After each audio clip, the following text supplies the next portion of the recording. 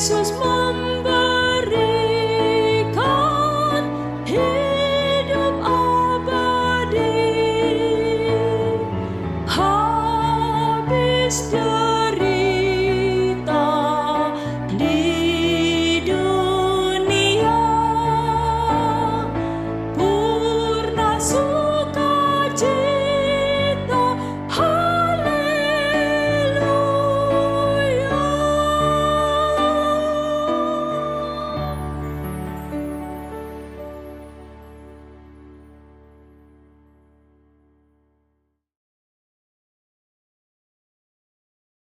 Shalom Bapak Ibu Jemaat GKJ Wisma Panunggal Merican yang dikasihi Tuhan.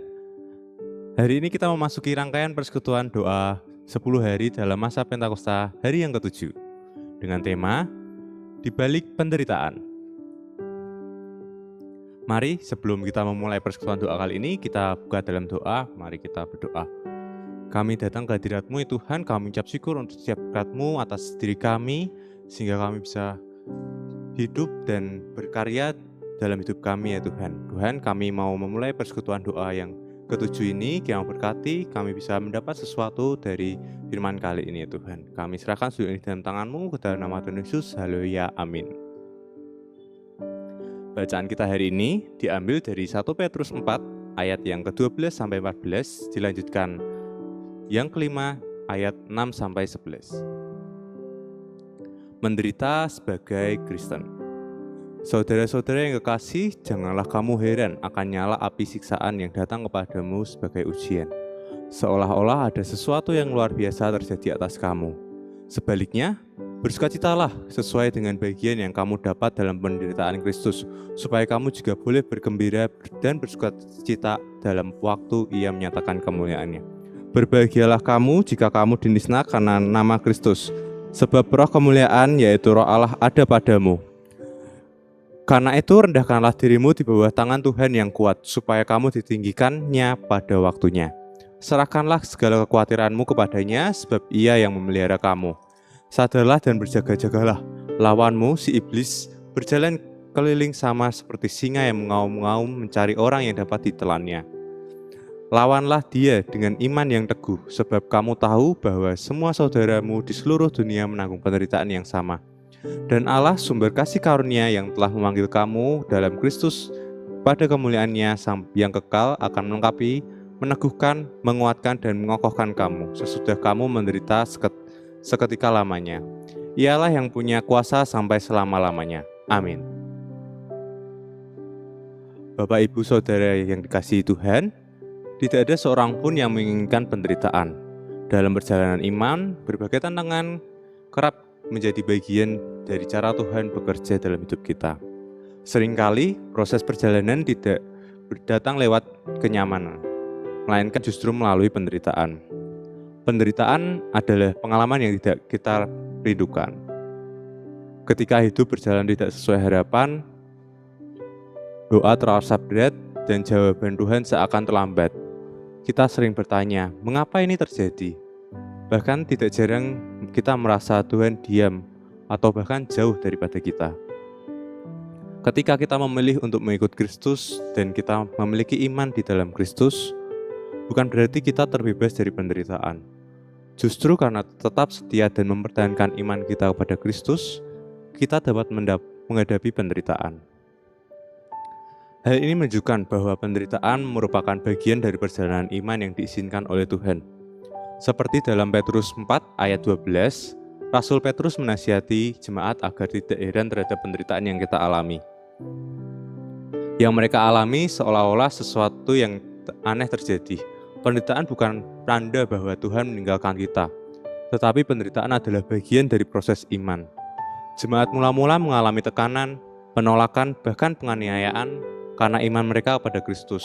Namun pada Petrus 4 ayat 14, Petrus justru mengatakan bahwa mereka yang menderita karena nama Kristus disebut berbahagia, sebab roh kemuliaan, yaitu roh Allah, ada atas mereka.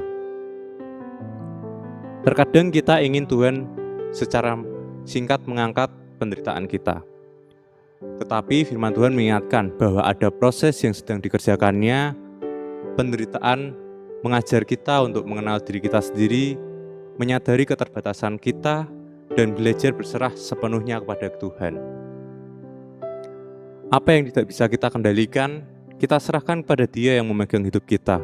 Karena itu, dalam 1 Petrus 5 ayat 6 dan 7, kita diajak untuk merendahkan diri di bawah tangan Tuhan yang kuat dan menyerahkan segala kekhawatiran kepadanya.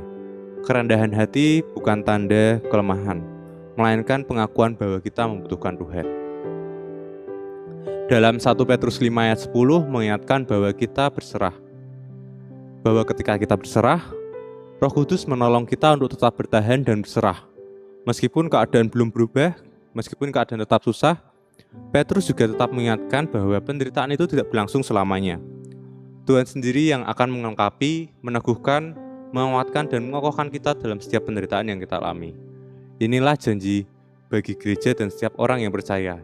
Di balik penderitaan, ada pemulihan dan pertumbuhan rohani kita. Ketika kita mengalami penderitaan, apakah kita langsung melihatnya sebagai hukuman, atau mau belajar melihatnya sebagai proses Tuhan membentuk iman kita? Melalui firman Tuhan hari ini, kita diajak untuk percaya bahwa di balik penderitaan, Tuhan bekerja.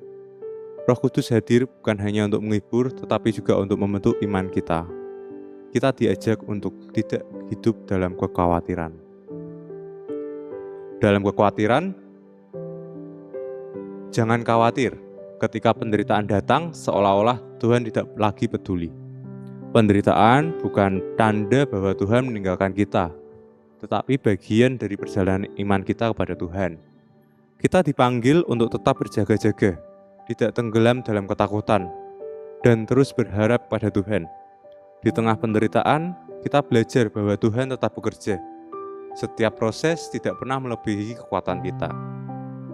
Iman menolong kita untuk tetap tenang dan menyerahkan hidup kita ke dalam tangan Tuhan, karena kita tahu bahwa Dia selalu menyertai kita. Amin. Mari Bapak Ibu kita tutup pembacaan firman ini dengan doa syafaat. Mari kita bersatu dalam Tuhan, dalam doa. Tuhan, kami datang ke hadirat-Mu untuk berdoa. Kiranya Kau yang mendengarkan setiap doa-doa kami, apapun setiap pergumulan yang kami alami saat ini. Kiranya Kau yang membawa kami sehingga kami tetap berpegang teguh dan beriman kepada-Mu ya Tuhan. Bantu kami supaya kami terus mampu untuk hidup dalam penderitaan yang sedang kami alami, dan mampukan kami untuk tidak dikuasai oleh kekhawatiran yang saat menghadapi penderitaan ya Tuhan.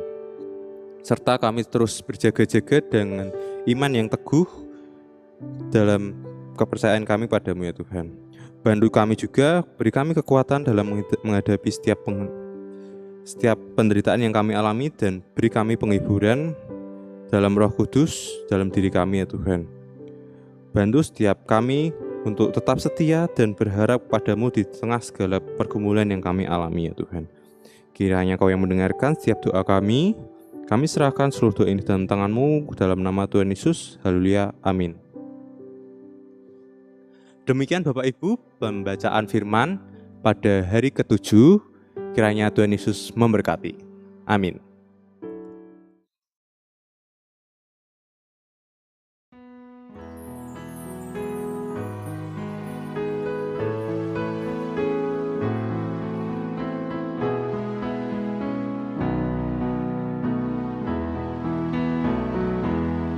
Seindah siang disinari terang, cara Tuhan mengasihiku.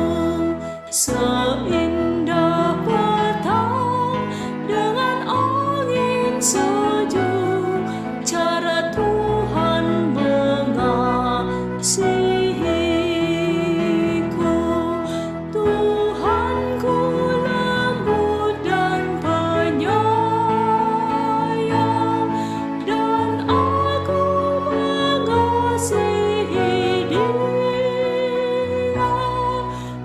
Kasih-Nya besar, agung dan mulia, cara Tuhan mengasihiku.